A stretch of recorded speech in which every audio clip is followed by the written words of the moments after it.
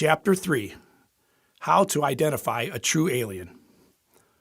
All of us have heard, read, or seen TV programs about the possibility that we have been visited by aliens. We've heard of people who claim to have been abducted by aliens, have seen flying saucers, or have insisted that the government is concealing the truth about Roswell, New Mexico. Many are waiting for the big event when true aliens make it clear that they exist. Then the question of alien existence will no longer be a mystery, but would be a fact based on concrete evidence. Their visit would hopefully be obvious to the world, so no one could miss it, so all could see, touch, and understand the answers to the questions they have had for centuries. No longer would people be limited to discussing what I think or what you think. When it is finally proven that we are not alone, then maybe, just maybe, some light can be shed on our who, what, and why. Yet we must have proof that these are real aliens. They must prove their authenticity, without a doubt, that they are different from us and not engaging in a hoax or some trickery.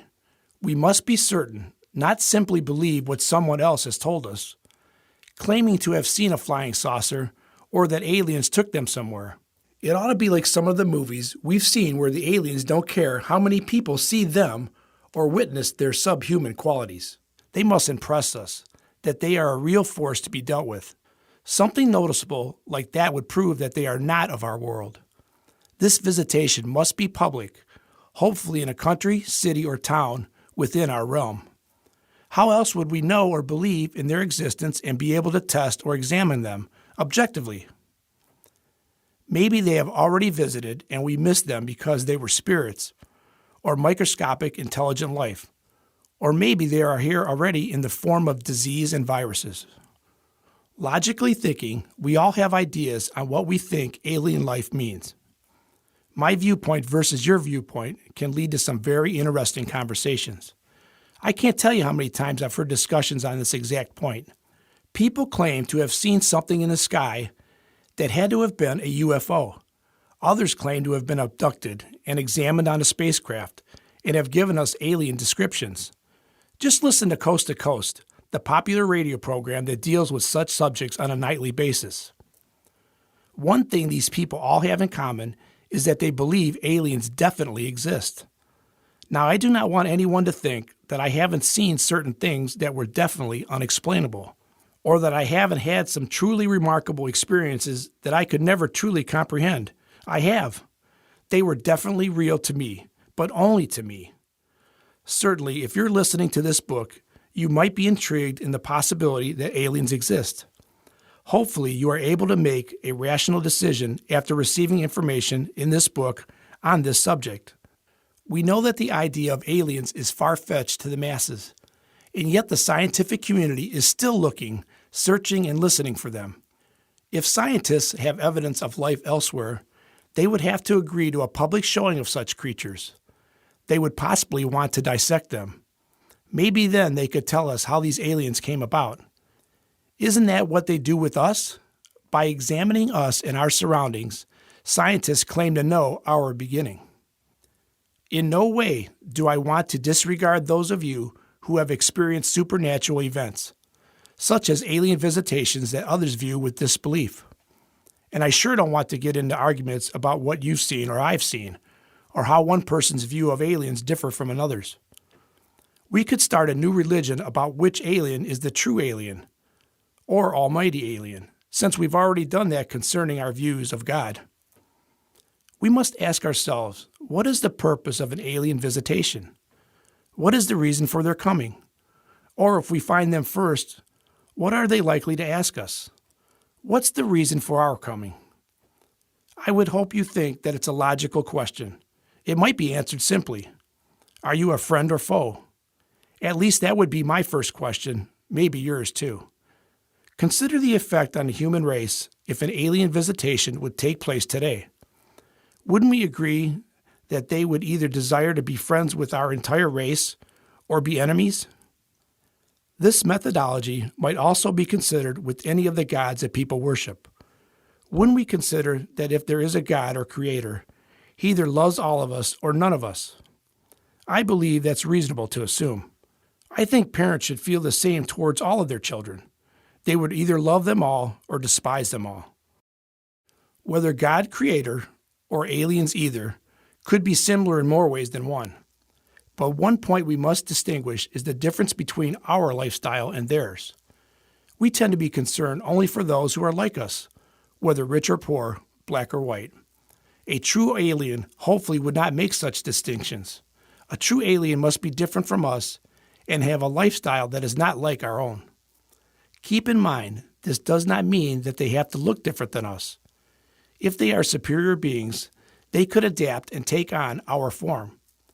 Not to scare us, but to make it easier for us to accept them. By taking on our form, it could mean they want to befriend us, or they want to conceal the harm they're about to bring. If they are truly different from us and are from another world or dimension, they should reveal traits of their way of life. We should expect them to have alien characteristics that would help convince us of their alien status. There would have to be some difference, even if it's only their superior intelligence. After all, they came to us. We did not come to them. In 1969, Americans went to the moon. Remember the videos and photos showing our astronauts looking like spacemen? They needed those bright, shiny suits, helmets, and boots. If you're old enough to remember moon boots, they were a big fad following the moon landing. We believe these items were necessary because of the information that NASA collected earlier. They knew how to protect the astronauts and sustain their life while walking on the moon. I don't think they needed to dress that way to impress moonlings, because after studying the moon intensely, our scientists knew there was no visible life there.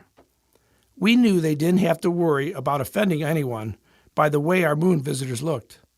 They also knew they had to bring our lifestyle with them, meaning the proper food, water, temperature, and air to breathe, without which they would perish.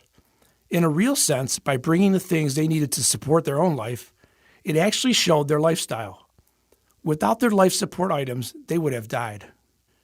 If there was life on the moon and scientists were able to observe the spacemen closely, they would quickly learn that our spacemen or aliens were wearing a protective suit which disguised their real form. If by some chance the moonlings were able to join them in their space capsule, and it was possible for our spacemen to remove their suits, the visitors would see them as they truly are. So the first impression of our spacemen would be misunderstood by the moonlings because of spacesuits concealing their true form or being. We too must also imagine that if we are someday visited by alien beings, they may appear differently than they actually are for a similar reason. We are now a global community. News travels quickly. Everything that happens makes instant headlines around the world. It's a perfect time for a visit from a real alien. Mr. or Mrs. Alien, please, make yourself known to us. Many in the whole world are waiting. Those of us on Earth are being confronted by more and more challenges than ever before. Headlines warn us about global warming, pollution, famine, disease, earthquakes, floods, hurricanes, nation fighting against nation, and nuclear war is a real possibility. The rich are getting richer and the poor are getting poorer. There are more displaced and hurting people on our planet than ever. We need help. We do not know how our planet and people will survive. Who can we trust? Nations, governments, scientists, religion, books, laws, money? The famous? Who? Our planet is in trouble. All people should cry out for help or send any kind of signal they can. SOS, help us to understand. How can we have hope in our future? Some say we have been visited by aliens. Some say they have shown themselves. Some say they have abducted Earthlings and zoomed across our skies. But where is the real proof? Will a true alien please stand up? Even if they want to take over our planet, our people, and our way of life, it would still be better than the apparent, unknown future mankind seems to be facing. If they can make it to our planet from their own, show themselves and communicate with us, they obviously would have something more in the way of knowledge. They would definitely be superior to us, and perhaps be able to help us survive on such a chaotic and seemingly doomed planet, or at least teach us how to get along with one another. Could they help us save ourselves and our world to secure life for future generations? Our need has never been greater than it is now.